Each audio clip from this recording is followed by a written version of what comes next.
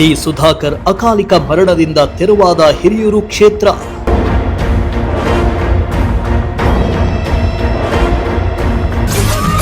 ಕೆಲವೇ ತಿಂಗಳುಗಳಲ್ಲಿ ರಾಜ್ಯದಲ್ಲಿ ಮತ್ತೊಂದು ಬೈ ಎಲೆಕ್ಷನ್.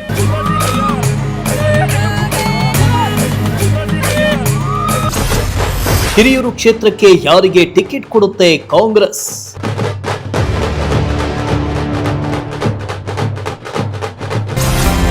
ಹಿರಿಯೂರು ಕ್ಷೇತ್ರದಿಂದ ಸ್ಪರ್ಧಿಸ್ತಾರಾ ಅಟಿಕಾ ಬಾಬು?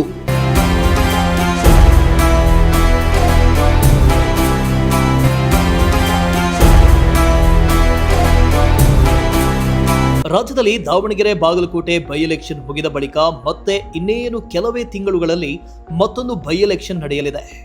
ಹೌದು, ಚಿತ್ರದುರ್ಗ ಜಿಲ್ಲೆ ಹಿರಿಯೂರು ಕ್ಷೇತ್ರದ ಶಾಸಕ ಹಾಗೂ ಸಚಿವರಾಗಿದ್ದ ಡಿ ಸುಧಾಕರ್ ಅವರ ಅಕಾಲಿಕ ಮರಣದಿಂದ ತೆರವಾಗಿದ್ದ ಶಾಸಕ ಸ್ಥಾನಕ್ಕೆ ಮತ್ತೆ ಚುನಾವಣೆ ನಡೆಸಬೇಕಾಗಿದೆ. ಶಾಸಕ ಸ್ಥಾನ ತೆರವಾದ 3 ತಿಂಗಳಲ್ಲಿ ಚುನಾವಣೆ ನಡೆಸಬೇಕೆಂಬ ನಿಯಮ ಇದ್ದು, ಅದರಂತೆ 3 ಅಥವಾ 4 ತಿಂಗಳುಗಳಲ್ಲಿ ಹಿರಿಯೂರು ಕ್ಷೇತ್ರಕ್ಕೆ ಉಪಚುನಾವಣೆ ನಡೆಯುವ ಸಾಧ್ಯತೆ ಹೆಚ್ಚಿದೆ.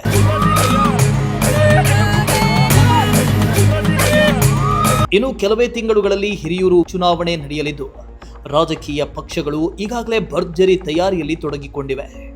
ಒಂದ್ ಕಡೆ ದಾವಣಗೆರೆ ಹಾಗೂ ಬಾಗಲಕೋಟೆ ಬೈ ಎಲೆಕ್ಷನ್ನಲ್ಲಿ ಸೋತು ಸುಣ್ಣವಾಗಿರೋ ಬಿಜೆಪಿ ಹಿರಿಯೂರು ಕ್ಷೇತ್ರವನ್ನಾದರೂ ತಮ್ಮ ತೆಕ್ಕೆಗೆ ತೆಗೆದುಕೊಳ್ಳಬೇಕು ಅಂತ ಹಠಕ್ಕೆ ಬಿದ್ದಂತೆ ಕಾಣಿಸ್ತಿದೆ. ಈಗಾಗಲೇ ಹಿರಿಯೂರು ಕ್ಷೇತ್ರದ ಟಿಕೆಟ್ಗಾಗಿ ಫೈಟ್ ಶುರುವಾಗಿದ್ರೆ, ತೆರೆಮರೆಯಲ್ಲಿ ಟಿಕೆಟ್ಗಾಗಿ ಆಕಾಂಕ್ಷಿಗಳು ಕಸರತ್ತು ನಡೆಸುತ್ತಿದ್ದಾರೆ.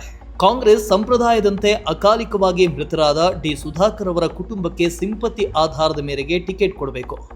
ಹೀಗಾಗಿ ಟಿಕೆಟ್ ಸಿಗುತ್ತೆ ಅಂತ ಸುಧಾಕರ್ ಪುತ್ರ ಸುಹಾಸ್ ನಿರೀಕ್ಷೆಯಲ್ಲಿದ್ದಾರೆ. ಆದರೆ ತೆರೆಮರೆಯಲ್ಲಿ ಪೂರ್ಣಿಮಾ ಶ್ರೀನಿವಾಸ್ ಅವರಿಗೆ ಟಿಕೆಟ್ ನೀಡುವ ಸಾಧ್ಯತೆ ಇದೆ ಅಂತ ಊಹಾಪೋಹದ ಮಾತುಗಳು ಕೇಳಿ ಬರ್ತಾ ಇವೆ. ಆದರೆ ಯಾರಿಗೆ ಟಿಕೆಟ್ ಕೊಡ್ತಾರೆ ಅನ್ನೋದು ಸಸ್ಪೆನ್ಸ್ ಆಗಿರಲಿದೆ.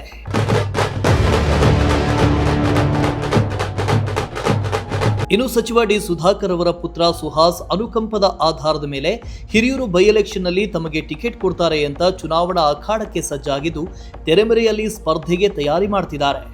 ಆದರೆ ಮತ್ತೊಂದು ಕಡೆ ಮಾಜಿ ಶಾಸಕಿ ಪೂರ್ಣಿಮಾ ಶ್ರೀನಿವಾಸ್ ಅವರು ಟಿಕೆಟ್ಗಾಗಿ ಲಾಬಿ ನಡೆಸ್ತಾ ಇದ್ದು, ಚುನಾವಣೆಗೆ ನಿಲ್ಲಲು ಮುಂದಾಗ್ತಾ ಇದ್ದಾರೆ. ಒಂದು ವೇಳೆ ಸಚಿವ ಡಿ ಸುಧಾಕರ್ ಅವರ ಪುತ್ರ ಸುಹಾಸ್ಗೆ ಕಾಂಗ್ರೆಸ್ ಟಿಕೆಟ್ ಕೊಡುವುದು ಬಿಟ್ಟು ಪೂರ್ಣಿಮಾ ಶ್ರೀನಿವಾಸ್ಗೆ ಟಿಕೆಟ್ ಕೊಟ್ಟರೆ ಬಂಡಾಯದ ಬಾವುಟ ಹಾರಿಸುವುದು ಫಿಕ್ಸ್ ಆಗಿದೆ. ಅಲ್ಲದೆ ಪೂರ್ಣಿಮಾ ಶ್ರೀನಿವಾಸ್ ಅವರು 2018ರಲ್ಲಿ ಬಿಜೆಪಿಯಿಂದ ಸ್ಪರ್ಧಿಸಿ ಶಾಸಕರಾಗಿದ್ದರು. ಬಳಿಕ 2023ರಲ್ಲಿ ಅಧಿಕೃತವಾಗಿ ಕಾಂಗ್ರೆಸ್ಗೆ ಸೇರ್ಪಡೆಯಾಗಿದ್ರು. ಹೀಗಿದ್ದು ಸಚಿವ ಡಿ ಸುಧಾಕರ್ ಕುಟುಂಬಕ್ಕೆ ಬದಲಾಗಿ ಪೂರ್ಣಿಮಾಗೆ ಟಿಕೆಟ್ ಕೊಟ್ಟರೆ ಅಸಮಾಧಾನ ಸ್ಫೋಟ ಆಗುವ ಸಾಧ್ಯತೆ ಇದೆ.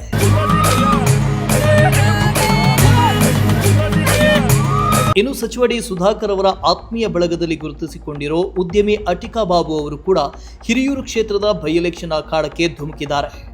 ಹಿರಿಯೂರು ಕ್ಷೇತ್ರದಲ್ಲಿ ಸಂಚಾರ ಮಾಡ್ತಾ ಇರೋ ಅಟಿಕಾ ಬಾಬು ಕ್ಯಾಂಪೇನ್ ನಡೆಸ್ತಾ ಇದ್ದು, ಕ್ಷೇತ್ರದಲ್ಲಿ ಗುರುತಿಸಿಕೊಳ್ಳುವ ಪ್ರಯತ್ನದಲ್ಲಿದ್ದಾರೆ. 2018ರ ಚುನಾವಣೆಯಲ್ಲೂ ಕೂಡ ಅಟಿಕಾ ಬಾಬು ಅವರು ಸ್ಪರ್ಧಿಸಿದ್ರು. ಹಿರಿಯೂರು ಕ್ಷೇತ್ರದಲ್ಲಿ ಸಾಕಷ್ಟು ಅಭಿವೃದ್ಧಿ ಕೆಲಸ ಹಾಗೂ ಬಡ ಜನರ ದನಿಯಾಗಿ ಕೆಲಸ ಮಾಡ್ತಾ ಇರೋ ಅಟಿಕಾ ಬಾಬು ಅವರು ಇದೀಗ ಹಿರಿಯೂರು ಕ್ಷೇತ್ರದಲ್ಲಿ ಪಕ್ಷೇತರ ಅಭ್ಯರ್ಥಿಯಾಗಿ ಸ್ಪರ್ಧಿಸಿ ವಿಧಾನಸಭೆಗೆ ಆಯ್ಕೆಯಾಗೋ ಅಭಿಲಾಷೆಯನ್ನ ಹೊಂದಿದ್ದಾರೆ.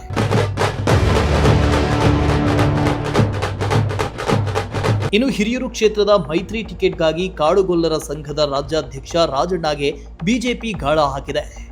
ಹಿರಿಯೂರು ಟಿಕೆಟ್ ಆಕಾಂಕ್ಷಿಯಾಗಿರೋ ರಾಜಣ್ಣ ಈಗಾಗಲೇ ವಿಜೇಂದ್ರ ಸಮ್ಮುಖದಲ್ಲಿ ಬಿಜೆಪಿ ಸೇರ್ಪಡೆಯಾಗಿದ್ದಾರೆ. ಹಿರಿಯೂರು ಕ್ಷೇತ್ರದಲ್ಲಿ ಹೆಸರು ಮಾಡಿರೋ ರಾಜಣ್ಣ ಅವರಿಗೆ ಬಿಜೆಪಿ ಟಿಕೆಟ್ ಕೊಡೋ ಸಾಧ್ಯತೆ ಹೆಚ್ಚಾಗಿದೆ.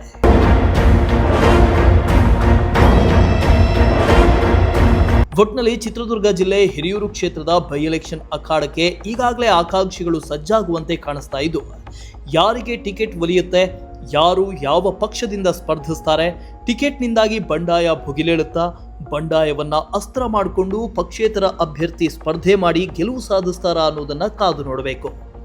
News desk, Prajashakti TV, Tumakuru.